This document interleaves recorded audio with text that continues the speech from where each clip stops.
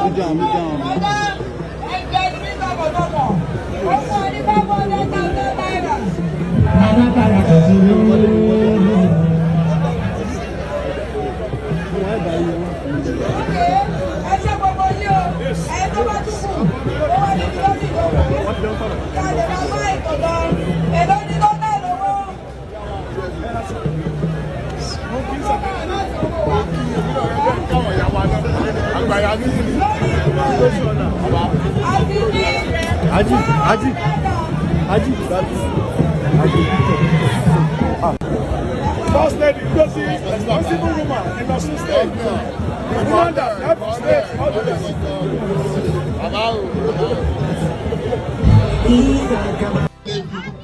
láti olóòsì ìgbẹ́ni òní bàjẹ́ o ẹgbẹ́ ìgbà ọlọ́run ọba àdá iwájú ni ìlú Ẹdẹ máa lọ ìpínlẹ̀ Ọ̀ṣun òní bàjẹ́ o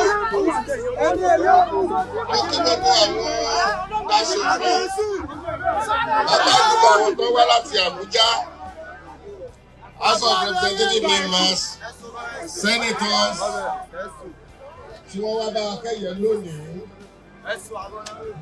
Èkó dáadáa báyìí. ọ̀rọ̀ bá ń bọ̀ àní ò fẹ́ èrò ti pọ̀ ẹ̀ ló sàbí it's only him and his friends.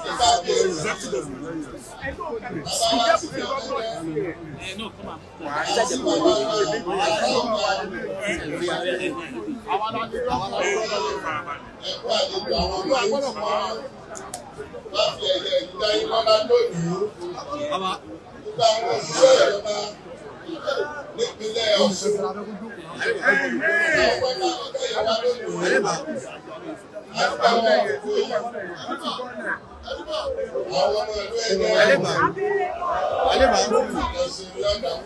Nǹkan tí mò ń sọ ni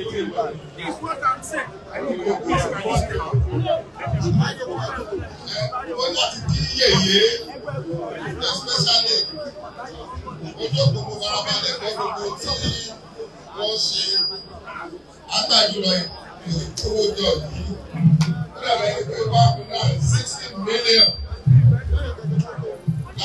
Aneba. Ọ̀nà ìjì talking about 5 million naira. So ṣe pé oníṣùpọ̀ láti gbé lágùn. Ṣùgbọ́n ọlọ́run ọba yóò bá wa ṣe. Ní orúkọ gómìnà ìpínlẹ̀ Ọ̀yọ́, onímọ̀ ẹ̀rọ Ṣèyí Mákindé, wọ́n ní kí n kí gbogbo yín o. Nǹkan kan tí mo fẹ́ fi dá yín lójú, mo ti ń bá gómìnà yín níbí yìí sọ̀rọ̀ bí ẹ̀ẹ̀mejì ẹ̀mẹ́ta níṣẹ́ tá a débi. Ó lè fẹ́ fi yín lọ́kàn balẹ̀ dáadáa. tí sọ́kì máa ṣe bá dé àkàrà yẹn. Ẹ̀ka ló ń bẹ̀rẹ̀ wà ní gómìnà ọ̀gá. Nígbà káàárọ̀ jíire. Nígbà jẹ́ pé ẹgbẹ́ lè mú kàwá pé àrí PDP ẹ̀jọ́ Ọ̀ṣun Áfíríkà. Àjẹkọ́lẹ́ ṣe òkú wọn.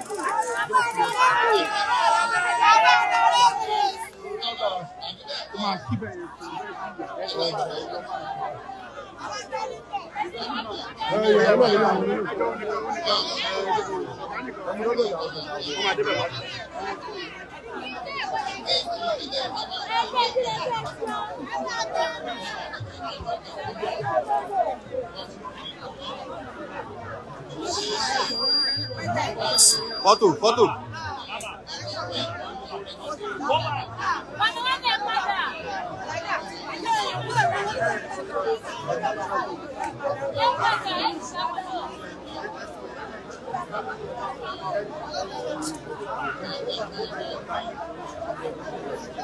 Ivan.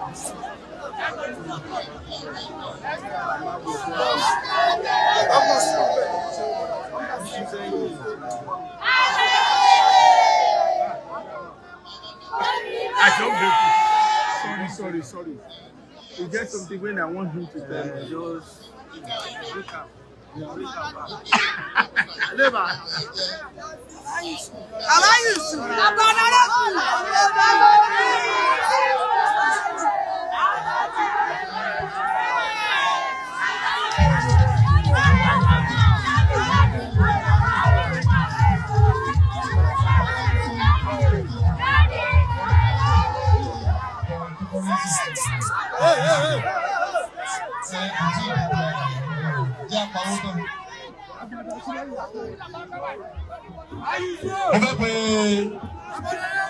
Olúọmọ Adéjàre Bello.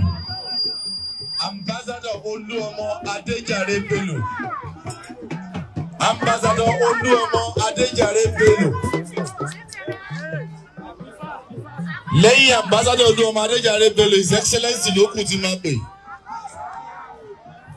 Olúọmọ Adéjàre Bello. Ẹ̀jẹ̀ mi ni ẹ̀kí lọ, àwọn bí olóra yìí. Eré oṣù èdè, ìṣòro ní ọjọ́ ẹ̀ṣẹ̀. Ìfowópamọ́ ọ̀sán ìmọ̀ra.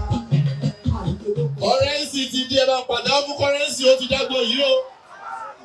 Bàbá Honorable ti dé o. Special adviser ti dé o. Bàbá Honorable Yusuf kọ́rẹ́nsì. Kọ́rẹ́nsì. Olúọmọ Adéjàre Bello. Olúọmọ ti ń bọ̀ ẹ bá mi méèkì o, ẹ bá mi méèkì o ètò Ọlọ́run. Olúọmọ ti ń bọ̀. Olúọmọ Adéjàre Bello ti ń bọ̀. Ambassador Olúọmọ Adéjàre Bello.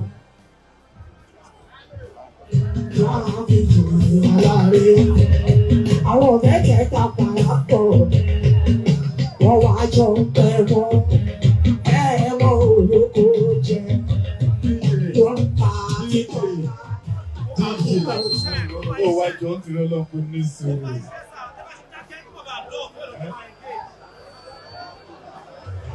Olúọmọ Adéjàre Bello ni mo pè é. Gbogbo ẹ̀yin award recipient ẹ máa múra lẹ́ o.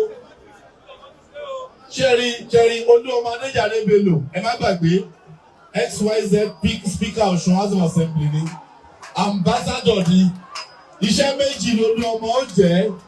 Olúọmọ á jíṣẹ́ ti ara ẹ̀ àti family. Olúọmọ á jíṣẹ́ gbogbo matrix tó wà lórílẹ̀‐èdè Nàìjíríà.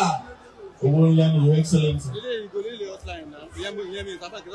أعوذ بالله من الشيطان الرجيم.